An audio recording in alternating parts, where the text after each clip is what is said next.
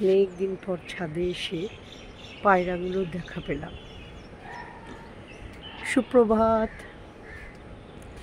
সবাইকে, আমার পরিবারের স্বাগত।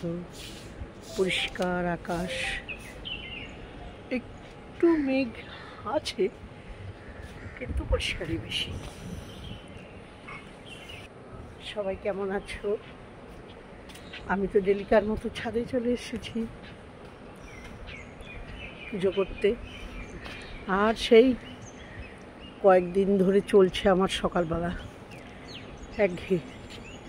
একঘেয়ে মানে কি, জীবনে সংসারে সবই সেরকম। যাব আবার আমাদের মেডিক্লেমের ব্যাপারটা সম্পন্ন করে আসি, বলো। তা না হলে অসুস্থ হয়ে পড়লে, কাকু আছে বয়স আমার, হঠাৎ করে অসুস্থ হয়ে পড়লে সামাল দিতে পারবো না, তাই যাব। হাতের হাঁড়ির জল বসিয়ে এসেছি, এক হাঁড়ি জল, আর একটা ইন্ডাকশানে আর একটাতে গ্যাসে বসিয়ে এসেছি ডাল সিদ্ধ। বেশি কিছু করব না, দেখি একটা মাছের ডিম আছে, একটু বড়া মতো করে দেবো, আর বা পটলের তরকারি, পাবদা মাছ করব। সব বের করে রেখে এসেছি, ঝটপট করে জামা কাপড়গুলো তুলে নিলাম, নিয়ে বেরিয়ে পড়বো। তারপরে এই 10:30 মতো ছেলে বেরিয়ে যাবে, আর গিয়ে রুটি করতে হবে কাকুর জন্য। এই আর কি আজকে আমার সারাদিনের। চলো এবার পুজোটা করে নিই, তারপর কথা হবে। দেখো এবার রান্নাঘরে চলে এসেছি। চা সকালবেলায় উঠেই নাই পুজো করে এসেছি, নিচে কিছু বাসন আছে মাজতে হবে। চাটা করে নিয়েছি, একদিকে ইন্ডাকশানে ভাত হচ্ছে, এদিকে কিছু রান্না করবো না। মাছও ভিজিয়ে রেখেছি, ওই দেখো পাবদা মাছ।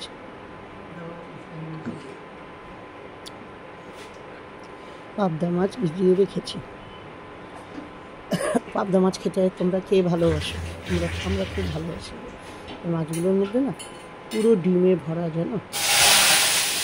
এদিকে ডাল বসিয়ে দিয়েছি একটাতে, আর একটাতে ছেলে টিফিন নিয়ে যাবে মুড়ি।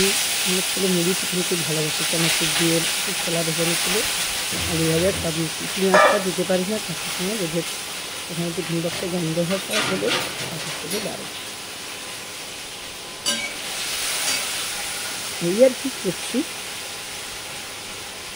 সকালবেলা উঠেই কোথাও বেরোতে হলো না, আর ভালো লাগে না। কদিন ধরে এই কাজটা যে কবে মিটবে, এই সপ্তাহটা আমার এরকমভাবেই চলবে।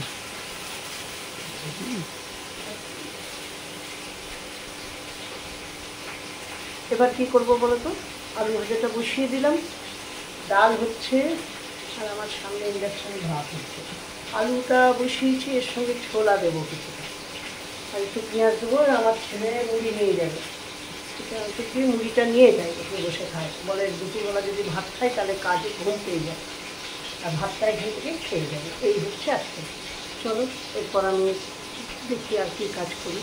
আর ওই পটল কেটে রেখেছি, পটলের তরকারি বেলা করবো কিনা ঠিক নেই, কাজে পরে ডাল করছি, তো বড়া ভাজবো, পাবদা ভাজ।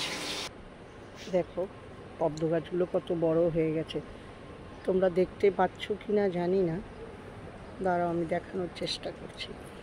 দেখতে পাচ্ছ কুড়ি এসেছে, ফুল হলে দেখাবো। ও এখানে গোলাপি গোলাপি ফুরুস ফুল, আর বাকি তো আছেই। এই যে বেরিয়ে গেলাম, কাকু আসছে, এখনো আসেনি। কাকু কাকু বলছে বলো এসে গেছে। দেখো সেই অফিসে পৌঁছে গেছি, বসে আছি, কাজগুলো অফিসিয়ালি কাজগুলো হচ্ছে। ততক্ষণ বসেছিলাম, একটু ভিডিও করে নিলাম। সব কিছু তো দেখাতে পারবো না, অনেক কিছু দেখানোর নিয়ম নেই, তাই দেখাইনি। তারপরে কাজ মিটে যাওয়ার পর একটু এখানে না একটা সেই মিশালতি বলে না, লটর বটর বলে না, চানা, ঠিক চানাও না, বাদাম ছোলা ভেজানো ভাজা সিদ্ধ সব মিশিয়ে একটু নিলাম, 20 টাকার। কাকু প্রথমে বলছে খাবো না, দাঁতে লাগবে। তারপর আমি নিলাম টুকটুক করে, কিন্তু সবই খেলাম। আসলে খেতে আমি শক্ত দেখে নিয়ে নিত, দাঁতে তো আমারও ব্যথা, আমি মটর আর শক্ত সেগুলো নিই, ওগুলো খেতে খেতে এলাম টোটোতে করে।